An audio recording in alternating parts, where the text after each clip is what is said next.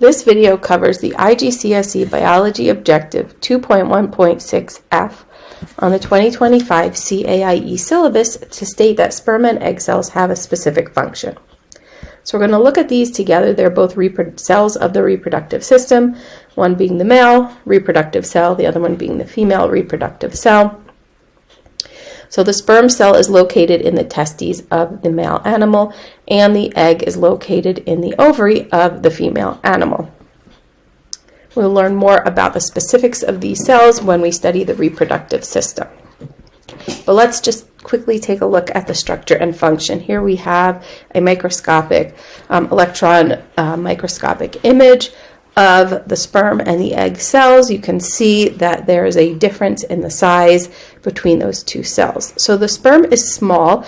It has a mobile tail. That means the tail moves. It has a streamlined head, which means it has a certain shape which allows it to move through fluid quickly. And it contains what's called a haploid nucleus. So in humans, we have 46 sections of DNA called chromosomes, and that is in every normal cell except for the reproductive cells. The reproductive cells only contain half that amount, so that is called a haploid nucleus to distinguish from the normal nucleus of every other cell in that particular animal. So the sperm would only contain 23 sections of DNA. Making it a haploid nucleus. It also has a midpiece full of mitochondria, and its function is to transport the father's contribution of DNA by swimming to the egg in a female. So the fact that it's small is to its advantage. It has a streamlined head which can move through the fluids that are in the male and female reproductive spaces.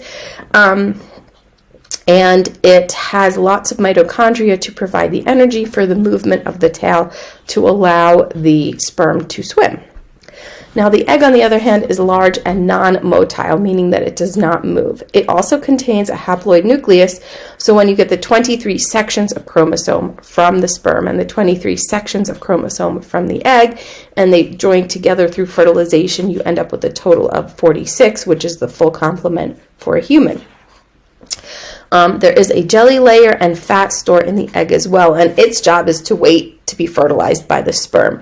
So if you remember when we talked about the ciliated cells in the lining of the oviduct, the egg is going to get pushed through the oviduct as it's waiting for fertilization by the sperm. So it itself doesn't move. It is moved by the other components of the female reproductive system.